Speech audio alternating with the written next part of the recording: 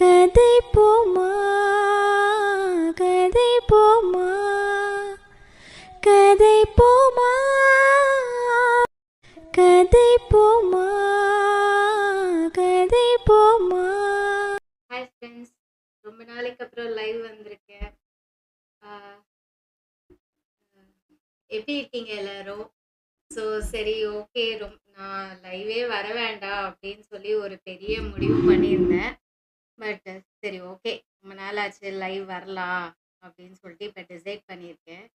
So இந்த week independence டேக்கு release ஆன Thangalaan, Demonte colony and Raghu தாத்தா, இந்த 3 படத்தோட ரிவ்யூ பற்றி பேசலாம் அப்படின்னு சொல்லிட்டு டிசைட் பண்ணியிருக்கேன். ஸோ நான் வந்து ஒரு ஒரு நார்மல் பர்சன் தேட்டருக்கு போனால் இந்த மூவி பார்க்கும்போது அவங்களுக்கு என்ன ஒப்பீனியன் ஃபீல் ஆச்சோ அதை பற்றி தான் பேச போகிறேன்.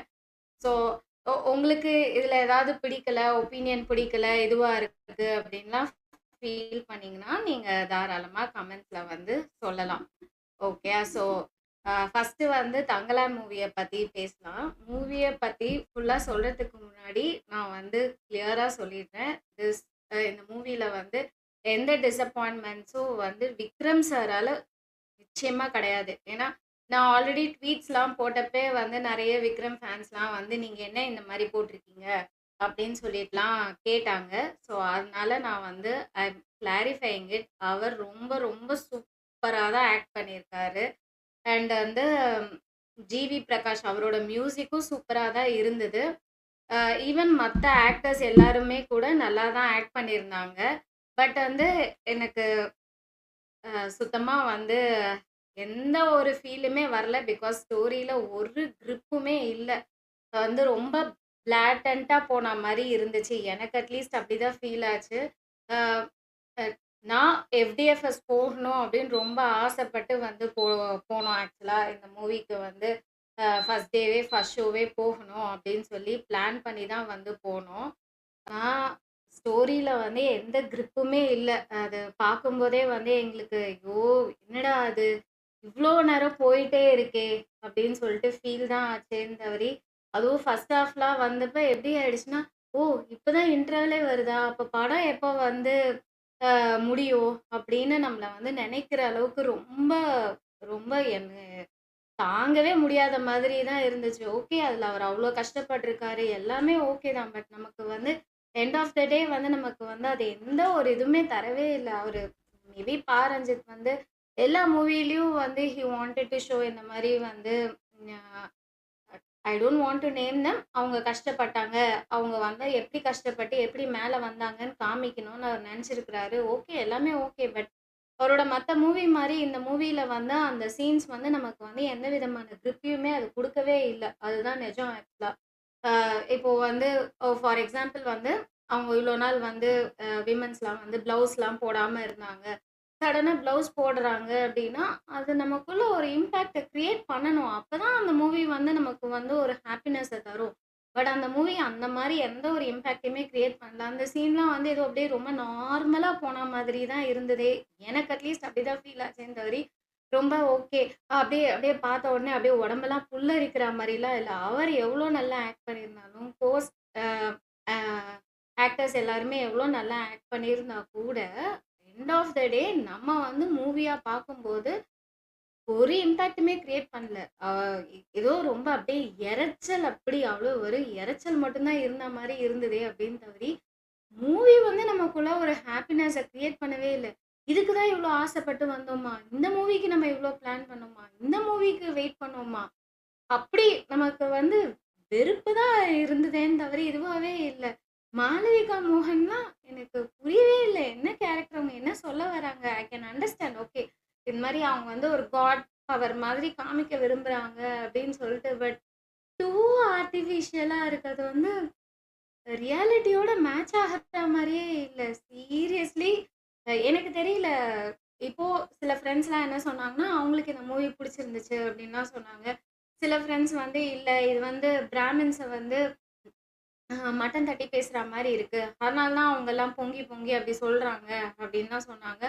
பட் எனக்கு மூவியை பார்க்கும்போது இது முதல்ல வந்து எந்த விதமான கேஸ்ட் இது இஷ்யூஸுமே இதில் வந்து எனக்கு ஃபீல் ஆகலை. ஏன்னா இல்ல மோஸ்ட்லி வந்து பிரிட்டிஷ் பீப்பிளோட தான் அவங்க வந்து இன்வால்வ் ஆகுறாங்க. அண்ட் ஜமீன்தார்ஸ் அஃப்கோர்ஸ் அவங்க வந்து இவங்க நிலம் வச்சிருக்கிறத பார்த்துட்டு அவங்க வந்து அந்த நிலத்துல வந்து நெருப்பு வச்சு இது பண்ற மாரிலாம் காமிச்சு, அவங்க எப்படி அந்த நிலத்த வந்து அவங்க வந்து அக்வயர் பண்றாங்க அப்படின்னு காமிச்ச சீன் இருக்கு. மத்தபடி ஒரே ஒரு பிராமின் அவர் வந்து அந்த பிரிட்டிஷோட கோஆர்டினேட் பண்றதுக்காக இன்வால்வ் ஆயிருக்கிறவரு. அவரோட இன்டராக்ஷன் அவர்கிட்ட போடுற சண்டை அது மட்டும் தான் காமிக்கிற மாரி இருந்துச்சு. இது ஏதோ அப்படியே மொத்த பிராமின் எனக்கெல்லாம் படம் பார்க்கும்போது வந்து ஏதோ வந்து பிராமின்ஸ் வந்து இவங்கள வந்து இது பண்ண மாரியும், அதுக்காக இவங்க போராடின மாரியும், அதனால இதுல பிராமின்ஸ் பொங்கி அப்போஸ் பண்ற மாரியும் அப்படி ஒரு ஃபீல் எனக்கு வரல. பட் ஈவன் அதர்வைஸ் ஸ்டோரியில ஒரு கிரிப் இல்ல. என்னமோ பேருக்குன்னு போற மாரி இருக்கு. ஒரு எந்த ஒரு சீனுமே அவங்க இவ்ளோ கஷ்டப்படுறாங்க அப்படின்னா, நமக்குள்ள அதே புல்லரிப்பு இருக்கணும். ஐயோ! என்ன இவ்ளோ கஷ்டப்படுறாங்க? ஐயோ! ஆமால்ல. இவ்ளோ கஷ்டப்படுறாங்கல்ல. எக்ஸாம்பிளுக்கு டைரக்ட்டாவே சொல்லிடுறேன். இப்போ ஜெய் பீம் கூட அந்த மாரி ஒரு படம் தான். இல்லையா? பட் அது பார்க்கும்போது நமக்குள்ளேயே வந்து, ஐயோ! ஐயோ! இவ்ளோ கஷ்டப்படுறாங்களே!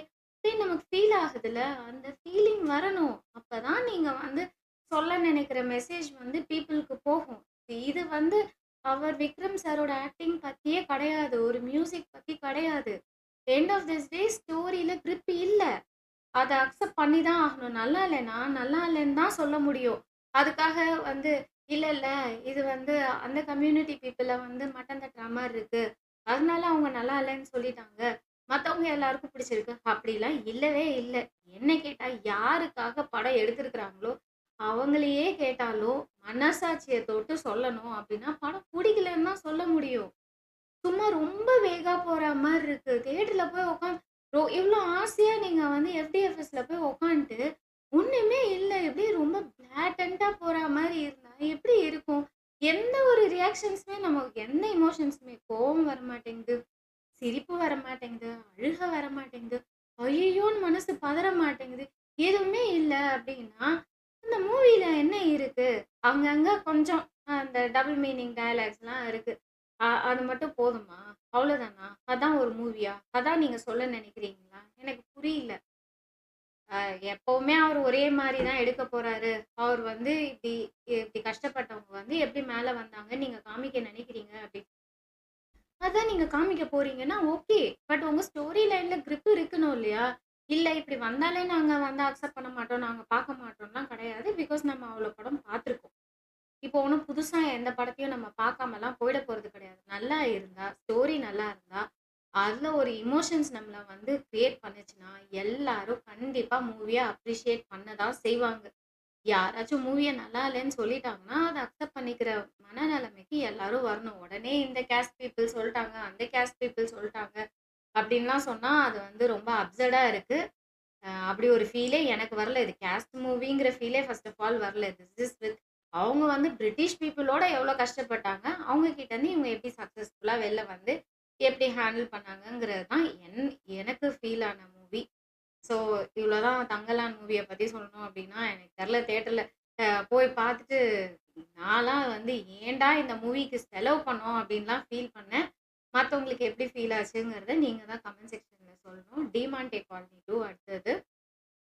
இந்த மூவி வந்து ரொம்ப நல்லா இருந்துச்சு அப்படின்னு தான் சொல்லணும். எனக்கு நான் வந்து ஃபர்ஸ்ட் டேவே வந்து அ எஃப்டிஎஃப்எஸ் வந்து தங்கலான் வந்து பார்த்துட்டு, அதுக்கப்புறம் 3:00 ஷோ தான் டிமான்டே காலனி 2 போனோம். ஸோ அப்ப என்ன ஃபீல் ஆச்சு எனக்கு அப்படின்னா, சரி 9:00 ஷோ டிமான்டே காலனி 2 வந்துட்டு, தங்கலான் அதுக்கப்புறம் வந்திருக்கலாம் போல இருக்கே! இவ்ளோ ஆசைப்பட்டு நம்ம வந்தது இதுக்கு தானா?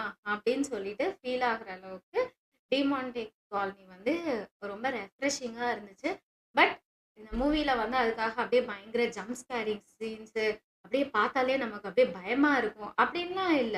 மூவில சாங்ஸ்லாம் கிடையாது. But it's okay. ஸ்டில் அந்த மூவி வந்து நல்லா இருந்துச்சு. நல்லாவே இல்ல, பார்க்கவே முடியாது அப்படின்லாம் சொல்ல முடியாது. அட் த சேம் டைம் ஒரு ஒரு ஹாரர் மூவி அப்படின்னு சொல்லி நீங்க போறீங்க அப்படின்னா, பயமுறுத்துற சீன்ஸும் கிடையாது. வித் கிட்ஸ் நல்லா ஜாலியா என்டர்டெய்னிங்கா இருக்கும். அ நல்லா இருக்கு. அது எப்படி நல்லா இருக்கு அப்படின்னு சொல்லி கேட்டீங்கன்னா, அது அந்த மூவி போற விதம் தான் நல்லா இருக்கு. அதுக்காக வந்து அந்த மூவில வந்து பயங்கர காமெடி சீன்ஸ் இருக்கு. இல்ல பயங்கர ஸ்கேரி சீன்ஸ் இருக்கு அப்படின்லாம் கேட்டா, அதெல்லாம் இல்ல. கொஞ்சம் லாஜிக்கலி சிலதெல்லாம் மிஸ் ஆகுது. ஸ்டில் நம்ம வந்து இண்டிபெண்டன்ஸ் டேக்கு ரிலீஸ் ஆன மூவிஸ் பத்தி பார்க்கும்போது, compare to the 3 Demonte colony 2 நல்லா தான் இருக்கு. ஆ சா ஆனா அ நான் ஒரு சின்ன எக்ஸ்பெக்டேஷனோட போனேன். ரொம்ப பயப்படுற மாரி இருக்கும். Horror movie. நான் வந்து ஃபர்ஸ்ட் என்ன பிளான் பண்ணேன்னா, நைட் ஷோ போலாம். ஹாரர் மூவினா நம்ம அப்படியே கத்துவோம். அப்படி இப்படின்லாம். அந்த மாதிரி ஒரு பயம் வரல மூவிய பார்க்கும்போது. அந்த விதத்தில எனக்கு வந்து மூவி வந்து டிசப்பாயிண்டிங் தான். ஸோ, ஓ வாவ்! சூப்பர்! பெஸ்ட் அப்படின்னு என்னால ஏன் சொல்ல முடியல அப்படின்னா, பயமே எனக்கு வரல. It went very normally. Okay இதுதான் அப்படிங்கிற மாரி இருந்துச்சு. But it was very nice. எல்லாருமே நல்லா தான் பண்ணியிருந்தாங்க. எனக்கு மூவி புடிச்சு தான் இருந்துச்சு. அதுவும் அந்த டே வந்து மார்னிங் வந்து இன்னைக்கு எப்படா ஸ்க்ரீன விட்டு வெளில வருவோம்? எப்ப எப்ப நமக்கு வந்து இது பிரேக் கிடைக்கும்? அப்படின்ற மாரி வெறுத்து போயிருந்தேன். எனக்கு வந்து டிமான்டே காலனி பார்க்கும்போது, அப்பாடா! என்ன நல்ல வேளை காப்பாத்துனீங்க கடவுளே! அப்படிங்கிற மாரி ஃபீல் ஆகுற அளவுக்கு ரெஃப்ரெஷிங்கா இருந்துச்சு. ஹேப்பியா தான் ஸ்க்ரீன விட்டு வெளில வந்தேன். பட் லைட்டா ஒரு டிசப்பாயிண்டிங். ஐயோ! பயப்படுற மாரி ஒரு சீன் கூட இல்லையே! அப்படின்னு. அவ்வளோதான்.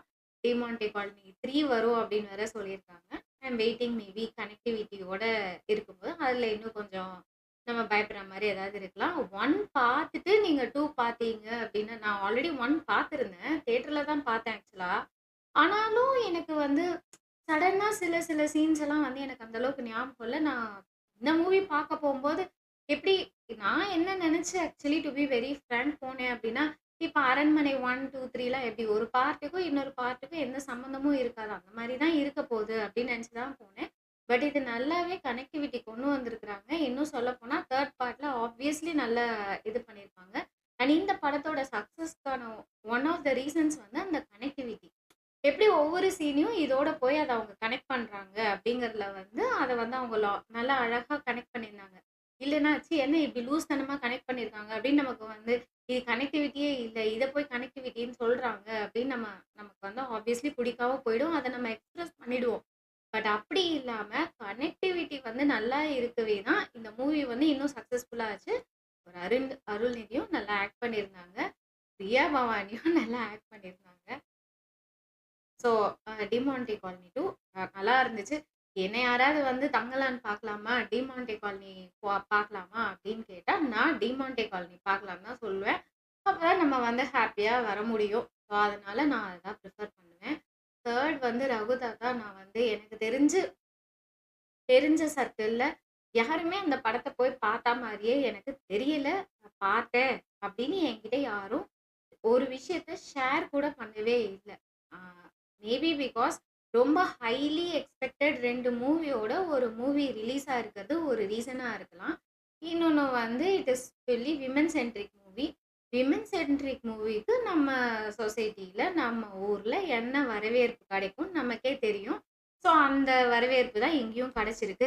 ஸோ இதுல வந்து அப்படியே பெருசா ஆச்சரியப்படுறதுக்குலாம் ஒண்ணுமே கிடையாது. ஓகே இவ்வளோதான் நம்ம ஊர்ல வந்து ஒரு விமன் சென்ட்ரிக் மூவி வந்துச்சுன்னா, அதுக்கு இவ்வளோதான் வரவேற்பு குடுப்பாங்க. அதுக்கு மேலலாம் அவங்க வந்து அப்படியே பயங்கரமா ஓகே வந்துருச்சு அப்படின்லாம் யாரும் இங்க பாராட்ட போறதெல்லாம் கிடையாது. அது தெரிஞ்ச விஷயம் தான். ஐ அம் ஷூர் மூவி க்ரூவும் அந்த எக்ஸ்பெக்டேஷன்ஸ் அவங்களுக்குள்ளேயும் பயங்கர பில்டப்லாம் ஆயிருக்காது. And Thangalaan and Demonte colony 2 மாரி 2 ஹைலி எக்ஸ்பெக்டட் மூவியோட ரிலீஸ் பண்ணும்போது, இந்த மூவிக்கு வந்து எக்ஸ்பெக்டேஷன்ஸ் ரொம்ப கம்மியா ஆயிடும். இன்ஃபேக்ட் நான் வந்து மூவி வந்து சொல்லப்போனா ஒரு 20 மினிட்ஸ் லேட்டா தான் மூவி உள்ளயே போனேன். ஏன்னா, நேத்து தான் ஆக்சுவலி நான் மூவிக்கு போனேன். நேத்து வந்து ஈவ்னிங் வந்து நானும் என்னோட சன்னும் வந்து லாஸ்ட் ஃப்ரைடே ஆடி வெள்ளியோட கடைசி ஃப்ரைடே அப்படின்னு சொல்லிட்டு நாங்க வந்து மாங்காடு டெம்பிள் போயிட்டு அப்புறமா நைட் ஷோ மூவி போலான்னு சொல்லிட்டு, அப்படிதான் அந்த மூவி டிக்கெட்ஸ் நான் புக்கும் பண்ணியிருந்தேன். ஆனா அன்பார்ச்சுனேட்லி நான் மாங்காடு கோயிலுக்கு போய் ஆல்மோஸ்ட் எப்படி சொல்றது? 10 வருஷத்துக்கு மேல ஆயிடுச்சு. ஸோ சடனா அந்த கோயில் எனக்கு வந்து கோயில்ல எப்படி இருக்குங்கிறது எதுவுமே என்னோட ஞாபகத்துல இல்ல. இவ்ளோ டைம் எடுக்குங்கிறதும் நான் எதிர்பார்க்கவே இல்ல. ஸோ ஆஃபீஸ்லேருந்து வந்துட்டு, அதுக்கப்புறம் வந்து போனோம்னா, சென்னை டிராஃபிக்க பத்தி கேட்கவே வேண்டாம். அவ்ளோ டிராஃபிக் அங்க போனா அவ்ளோ கியூ. நான் ஒரு ஸ்டேஜ்ல என்ன நெனச்சேன்னா, நம்மளால மூவி போவே முடியாது அப்படின்னு சொல்லிட்டு ஃப்ரெண்ட்ஸுக்கு கால் பண்ணி, "நீங்க போறீங்களா?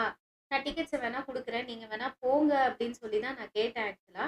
பட் அவங்க என்னன்னா, இல்ல அவங்களுக்கு வேற சில பிளான்ஸ்லாம் இருந்ததுனால, அவங்க நைட் ஷோ மூவி போல அப்படின்லாம் சொல்ட்டாங்க.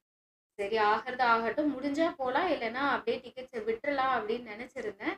பட் ஒரு 20 மினிட்ஸ் லேட் ஆனாலும் மூவி போற மாரி இருந்துச்சு. லக்கிலி எனக்கு பக்கத்துல வந்து 2 லேடீஸ் இருந்தாங்க.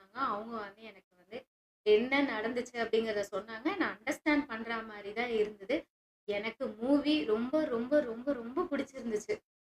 கீர்த்தி சுரேஷ் வந்து சூப்பரா பெர்ஃபார்ம் பண்ணியிருந்தாங்க. மூவி வந்து சீரியஸாலாம் போல. It is a comedy movie. So ரொம்ப ஜாலியா போச்சு. எனக்கு இதுக்கு மேல வந்து சொல்லிட்டேன் அப்டின்னா, நான் கதையே சொல்லிடுற மாரி ஆயிடும்.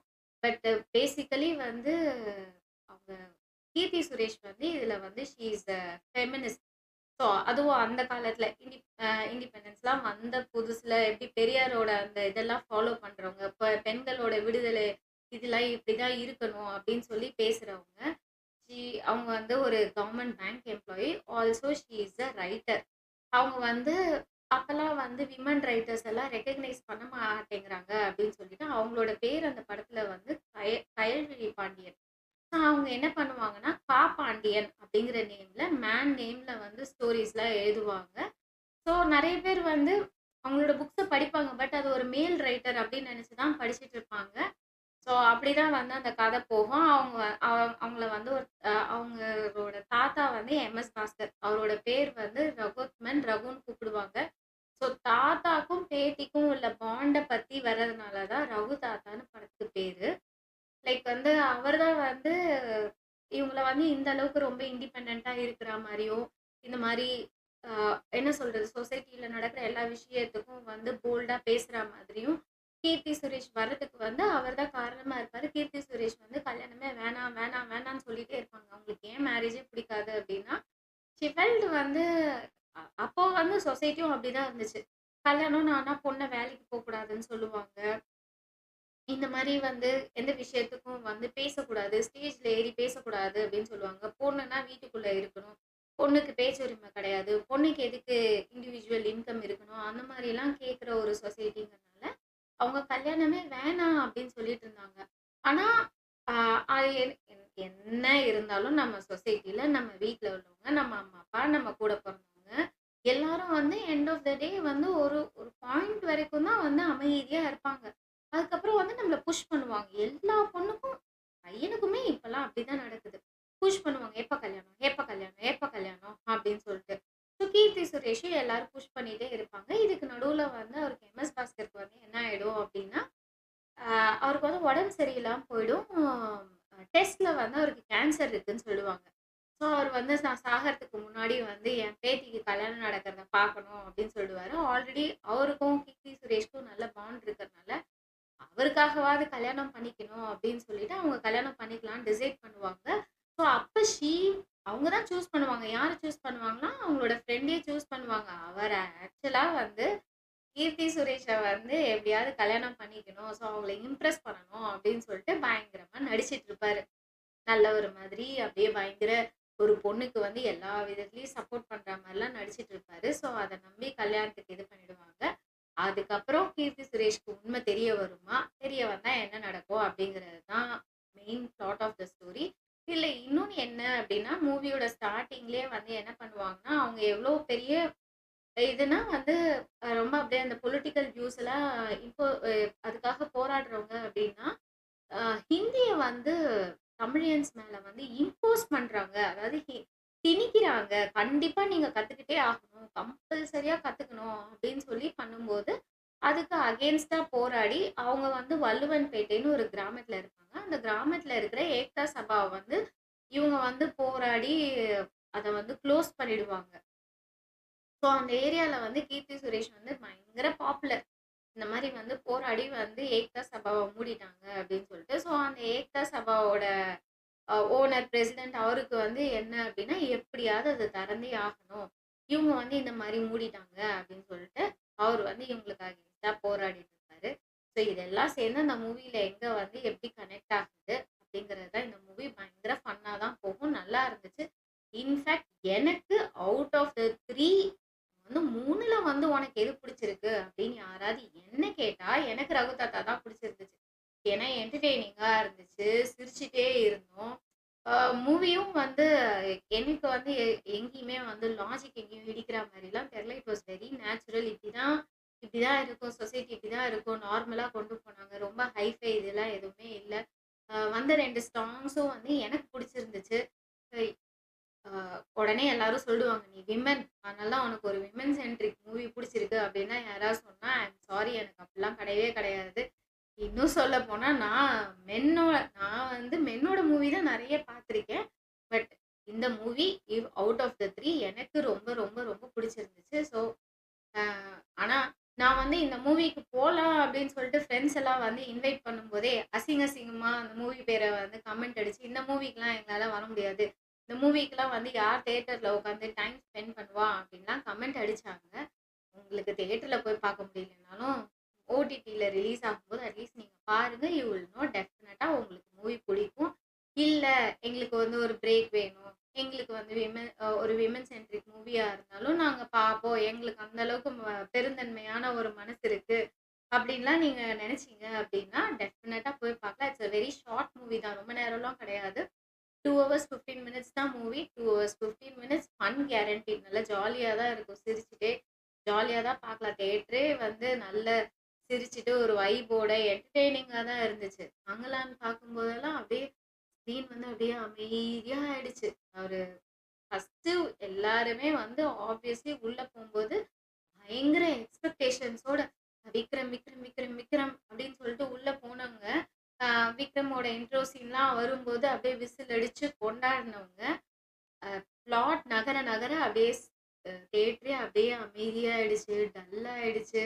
பிரேக்லலாம் நான் பக்கத்துல இருக்கிறவங்க கிட்டலாம் பேசும்போது, எல்லாருக்குமே டிசப்பாயின்ட்மென்ட் தான். ஆப்வியஸ்லி டிசப்பாயின்ட்மென்ட். சில பேரால வெளில சொல்லிக்க முடியாது. விஜய் ஃபேன்ஸால டைரக்ட்டா வந்து ஒரு விஜய் சார் மூவி நல்லா இல்ல அப்டின்னா, நல்லா இல்லன்னு ஒத்துக்கவே முடியாது. போராடுவாங்க. ஒரு அஜித் குமாரோட மூவி வந்துச்சுன்னா அப்படிதான். என்னோட சில ஃப்ரெண்ட்ஸ்லாம் அப்படியே வெறித்தனமான அஜித் ஃபேன்ஸ். வெறினா வெறித்தனமான ஃபேன்ஸ். நல்லாவே இல்ல அப்டின்னா, நல்லா இல்லைங்கிற அக்செப்டன்ஸ் சத்தியமா கிடையாது. அதுக்காக அவங்க போராடுவாங்க. அவங்களுக்கே பிடிச்சிருக்காது. ஆனாலும் உட்காந்து மல்லு கட்டி பேசுவாங்க. இப்போ எனக்கு தெரிஞ்சு இவங்க பேசுறது அப்படிதான். இந்த இந்த மூவில வந்து அவரோட பிரச்சனையே கிடையாது. பட் ஏதோ வந்து அவரையே போட்டு தாக்குற மாரி எல்லாரும் நெனச்சுப்பாங்க. ஒரு மூவி சம்டைம்ஸ் வந்து ஆக்டர்ஸால ஃபெயில் ஆயிருக்கும். அப்ப இவன் என்ன நடிச்சிருக்கான்? இவன் நல்லாவே நடிக்கல அப்டின்லாம் சொல்லுவாங்க. பட் இந்த மூவிய பார்த்த யார் ஒருத்தரும் விக்ரம் நல்லா நடிக்கல அப்படின்னு சொல்லவே முடியாது. He has done his best. Extremely சூப்பரா தான் இருக்கு. பட் பிளாட் நல்லா இல்லையே! என்ன பண்ண முடியும்? அவரு இந்த மாரி ஒரு மூவில ஒருத்தர் இவ்ளோ நல்லா நடிச்சு, இவ்ளோ நல்ல டெக்னீஷியன்ஸ் இருந்து, இவ்ளோ நல்ல மியூசிக் டைரக்டர் இருந்து, ஒரு ஒரு மூவி வந்து பீப்பிள வந்து அட்ராக்ட் பண்ண முடியாத அளவுக்கு டைரக்டர் வந்து ஹி ஹஸ் ஃபெயில்ட் மிசரபிளி. எனக்கு இப்ப என்னல்லாம் கேட்டீங்கன்னா, அவர் ரஞ்சித்க்கு வந்து ஹெட் வெயிட் ஜாஸ்தியாயிடுச்சு. நம்ம இந்த மாரி ஒரு கான்செப்ட்ல என்ன மூவி எடுத்தாலும் அந்த மூவி ஓடுங்கிறது அவரோட ஆ ஆணித்தரமான நம்பிக்கை. அதுலயும் அவரு வந்து, நான் வந்து இவ்ளோ பெரிய ஹீரோ வச்சு போட்டிருக்கேன். இந்த டெக்னீஷியன்ஸ் எல்லாம் போட்டிருக்கேன். இந்த மியூசிக் டைரக்டர்ஸ்லாம் போட்டிருக்கேன். அப்படிங்கிற அவரோட ஓவர் கான்ஃபிடன்ஸ்னால தான் இந்த மூவி வந்து it failed miserably to attract people. ஒரு வேள அ என்ன சொல்றது? ஒடுக்கப்பட்ட சமூகம், அவங்க மேல எப்படி வந்தாங்க? அப்படிங்கிற காமிக்கிற கான்செப்ட்டுக்காக ஒரு சிலருக்கு பிடிச்சிருக்கலாம். நெறைய மூவிஸ் அதுக்காக வந்துருச்சுன்னு அவங்க அவங்க கஷ்டப்படலன்னு நீங்க யாரும் சொல்லவே இல்ல. அவங்க கஷ்டப்பட்டு தான் மேல வந்திருக்கிறாங்க. அத யாரும் ரிஜெக்ட் பண்ணவே இல்ல. அந்த மாரி எத்தனையோ மூவிஸ் வந்திருக்கு. அந்த எத்தனையோ மூவி ஓடியிருக்கு. எத்தனையோ மூவிய நம்ம பாராட்டியிருக்கோம். இதுல அப்படி ஒரு சீனே வரல. சத்தியமா எந்த இம்பாக்ட்டுமே வரலங்க. அப்படி கஷ்டப்பட்டாங்கங்கிற ஃபீலே ஃபர்ஸ்ட் ஆஃப் ஆல் வரல. அப்புறம் எங்கேருந்து வந்து மூவி நம்மள வந்து இது பண்ண போறது? ஸோ அவ்வளோதான். இந்த வாட்டி இண்டிபெண்டன்ஸ் டேக்கு வந்து 3 மூவி ரிலீஸ் ஆச்சு. 3 மூவியும் இவ்வளோதான். அப்படியே ரொம்ப அப்படியே வாவ்! சூப்பர்! அமேசிங்! எக்ஸலன்ட்! அப்படின்லாம் சொல்ற மாரி 3 மூவியுமே இல்ல. பட் அவுட் ஆஃப் த 3 எனக்கு தெரிஞ்சு ஜெனரல் பப்ளிக் வந்து டிமான்டே காலனி 2 ரொம்ப பிடிக்கும். ஸோ நீங்க கண்டிப்பா அந்த மூவிய போய் பார்க்கலாம்.